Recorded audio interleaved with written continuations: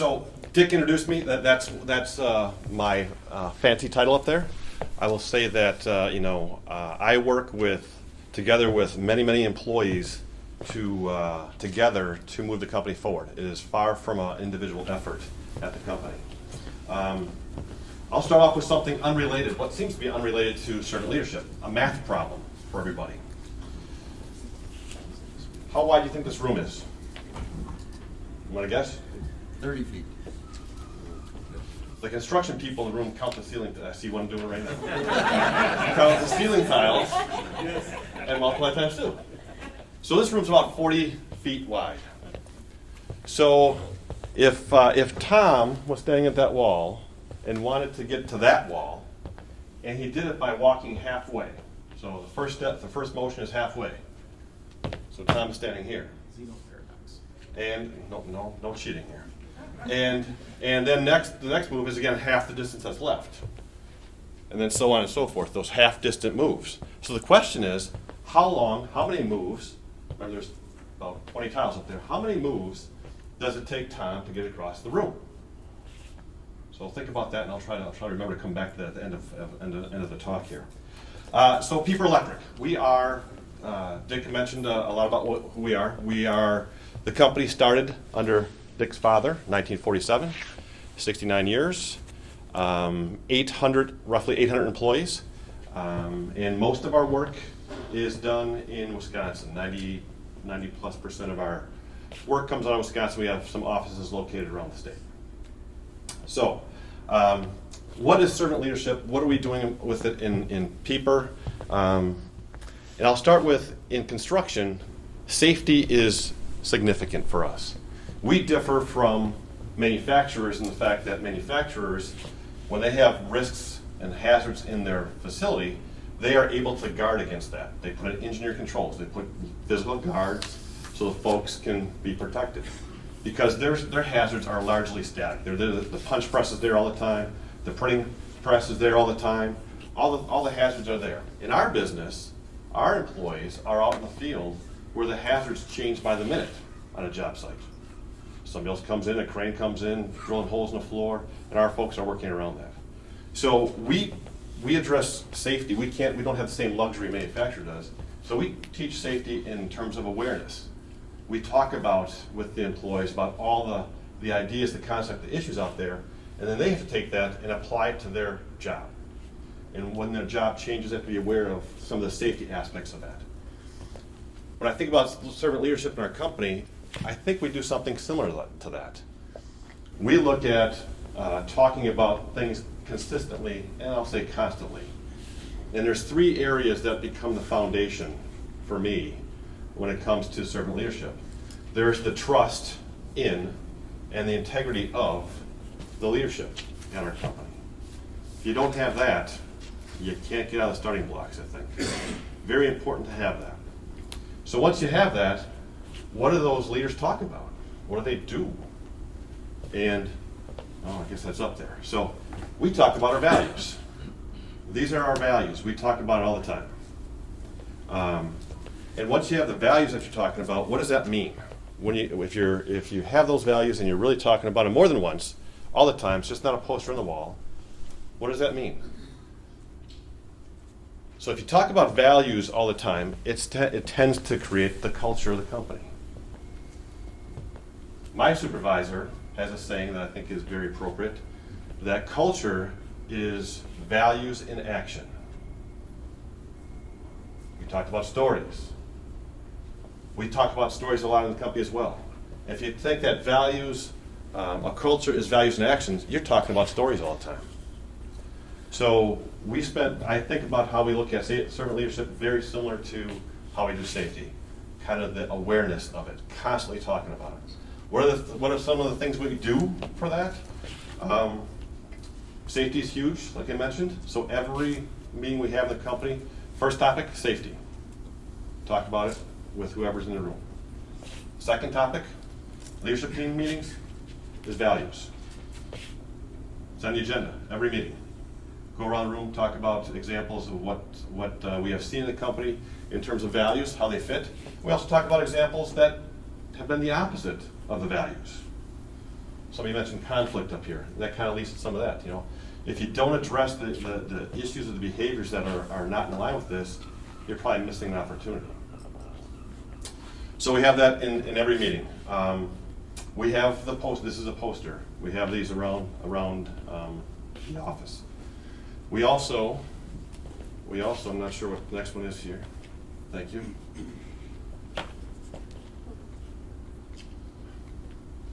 Oh, sorry. So recently, this is a coin we had made. It's about the size of a silver dollar, and that's the front and back of it up there. We haven't rolled this out, but this is going to be another one of those channels that we talk about with our employees. We hope to, by the end of this year, put in place some online training in terms of ethics and values. And when an employee completes that, we'll hand them one of these things as kind of a memento of their training. So we think that's just another channel, another one of those constant reminders about what servant leadership is and what it means to us. We also talk about issues. So if something comes up, like I mentioned in our meetings, if something comes up, we'll have a discussion about how that doesn't fit in the values. Something that the company's been doing for quite a long time that I think aligns with this is we do an annual employee engagement survey. And in there, it's a standardized survey that we use a third party for, but we have augmented, I think, 3 questions in there that apply to the golden rule. How are you being treated the way you'd like to be treated? And we get information about that. So we take that employee survey and we listen to it, and we try to make action plans every year on how to improve the significant things the employees are telling us they'd like to see changed. So that's how we go about approaching servant leadership. Servant leadership, so I'll tell some stories about some things that happen in our company. And there's some, I think oftentimes servant leadership is thought of to be, that positive stuff, the unicorn, rainbows, and lollipops of examples. But somebody asked about conflict up here. So there's some of those things that go on too. Example, so we are electrical contractors, mechanical, automation. We do 24-hour emergency service. We have a hotline. If somebody's got a problem, they can call, we'll get a message, we'll get somebody out there to take care of it. So we had an employee who was on night call, got a call about a problem in an apartment complex. Actually, it's an assisted living complex. And this employee went there, troubleshot the problem. Yes, there were electrical problems in the building, but it wasn't as a result of the electrical system in the building and what would be responsible by the landlord. It was actually caused by a lightning strike, and We Energies had the responsibility kind of upstream. So as our employee is dealing with the customer that called, an elderly woman, she was rather upset that her television had been ruined by this lightning strike. That's why she called, because her television wasn't working. So, when our employee gets there and troubleshoots it and is talking to this employee or this customer, explains that it's not the problem of the landlord, it's We Energies, and they're on their way. This customer goes on to describe how important that TV is to her, that she's an elderly woman, kind of in her room all the time. So our employee reaches in their wallet, pulls out $200 and gives it to the customer. Now the cool thing about it is, humility is part of this concept as well. That employee didn't tell anybody. And he didn't want anybody to know about it. I don't know how we found out about it, but we found out about it some way. And when we approached him and talked to him about it, he didn't want the recognition. He didn't want the notoriety. We put out a monthly or quarterly newsletter to employees, and we put some of these stories in there. He didn't want his name on it. He was he's doing the right thing. We in turn reimbursed him that money and then gave him some additional recognition for demonstrating the values rather nicely. Another example, employee working on shop floor. The employee's been with us for a long time. Has had a habit of going on Wednesdays, gets paid every week, on Wednesdays going to the accounting department and asking for a small upfront payment on their paycheck, small amount, almost like clockwork. Almost like clockwork to the point that everybody had kind of lost sight of it. that this was going on. And then somehow it came up that this was going on. And if you talk about servant leadership, we were probably enabling a problem there, right? We certainly weren't helping it. So this is an employee doing work on the shop floor. There's a supervisor, a manager, and then I'll say a vice president level person in that organization. That vice president level person went to that person that was always asking for their front on their check and had a conversation, sat down with them, had a nice conversation with them, helped him develop a spreadsheet on budgeting and talk through budgeting, and essentially helped this person get away from that constant, I need $50 on Wednesday before my paycheck comes. I think it's a good example of servicing a need, what might be perceived as a want. And that is a challenge. When I think about servant leadership, when you're the servant leader, you have a pretty significant role that you are charged with identifying what are needs versus what are wants. It's a pretty heavy load. Another example. Employee came to our company, been with our company, mid-career kind of guy, been with our company relatively short, a couple of years, and this person has responsibility for creating revenue, get customers, and service those customers. And this particular year end, he had an outstanding year, well above expectations, significantly above others in doing a similar role. And he came to the supervisor and said, "Hey, look what I've done. I deserve more. I deserve more in terms of some pay, maybe some bonus, maybe how overtime in that service truck you give me.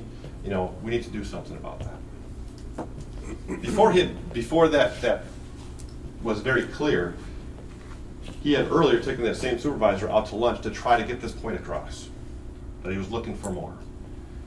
But he talked in and around the issue, wasn't direct about it. The supervisor missed what he was talking about.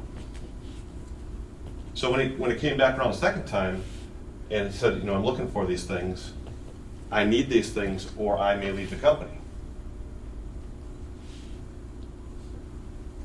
So what do you do with that? A little bit on the conflict side. So what the supervisor did was say, "Hey, your value to the company is far beyond going and getting another job and another customer and satisfying that customer. It's far beyond that. The value that you potentially bring to this company is, in fact, scaling back on your customers, doing a little less there, and spending your time with others in the organization, training them and teaching them how to do what you do." Lo and behold, that struck well with him. As time went on, he hired 3 different people, I think, all of them doing well in that group, and leading by example and the values of our company. Pretty powerful story. So I could go on with more stories, but I'll leave that there. So when we come, am I getting a signal that I have just a few minutes? Go ahead. Oh, like no minutes, I said. Okay, quickly. So, We'll give it to you. servant leadership, conflict. It's not always about the rainbows and lollipops. In fact, more often the difficult part is when it's not. And that's where us as leaders, true servant leaders have to step up to the plate. And it's uncomfortable. As you do it, you get better at it. So, last comment. There's kind of a constant, I'll say, challenge against the culture of the culture of the company, right? Even if you get it built up, there's new people come to the company. They may have significant changes in their life that change their value system. You have competitors pushing. You have other issues going on. So there's a constant. You grow the company, and now you have 800 employees, and they're spread across the countryside. How do you maintain that culture and don't lose control of fragments of subcultures being created? So there's constant challenges against that. And I'll come back to where I started. That's where the constant talking about it is important, and the several different channels that we have and use. I have a video that takes 2 minutes. If I will pass. Is that all right? No, go ahead. All right. It'll go fast. So one of the other channels that we use. You have to click on the video for One of the values that we use. the, just.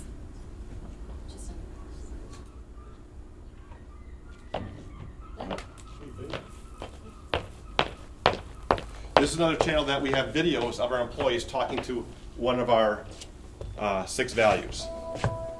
Integrity is your actions lining up. It's a wholeness, and it's a synchronizing and a synergy between what you say and what you do. The integrity level at Keeper is extremely important. I think respect and integrity is big, and I have respect for Peeper Electric, and I have respect for my managers and the integrity of them. Integrity to me is what all of us would want of those people that we deal with on a day in, day out basis. Integrity means that I give them what they ask for, and what I tell them I give them is what I'm actually giving them. I'm always going to be honest with my customers. I'm always going to be honest with the people I work with. I'm always going to be honest with the people that work for me. There has to be a trust level between the customer and the contractor. There's a lot of customers that call the company back over and over and over. I think that they understand that they're getting billed fairly, they're getting a good day's work for their pay. Just being straight up with everybody, I think that's the best thing. You have to be honest with the customers and the field guys. If you don't, there's no chance of you having a successful relationship without honesty. I feel that's very important to be honest. I think it shows us to be a different company, a company they can trust and rely on. A lot of what we do is relationships that have been built over the past couple of years, and so in order to keep the business and keep the customers and employees happy, you have to maintain that with integrity. Having a clean, organized truck running around town makes a big difference. I would treat my customers the way I would want to be treated. Integrity is by far the most important, because integrity is doing what you say you're going to do. It's all about the entrepreneurial spirit. As far as you want to take your business, you can take it. However, that level of integrity kind of drives the depth to which you're trusted by your superiors and those under you as well. Integrity kind of falls in place. That's what it's all about, and that's what customers see. If they don't see integrity in the people that are working for them, and honesty and everything else, it doesn't mean much. They'll find somebody else. Without integrity, the other 5 values on the list don't matter. They're just slogans on a poster. And integrity takes the slogans off the page. So if I have integrity, you should be able to tell me what my values are just by walking around with me for a week. We have a similar video for the other values we have. We share this with employees. We share it with people when we do recruiting. One of those channels for us to go through. Math problem. Got to finish. I know I'm getting the shepherd's hook here. You aren't kidding. So what's the answer? How many moves does it take to get across the room? Infinite. Well, the engineers answer this question over here. It is infinite, right? There's always some space there, and that's so. You ask, where are we as a company on our journey there? We never get there. We're always, there's always opportunity for us to improve. So I should have excluded the engineers from the question. Thank you, everyone. Excellent.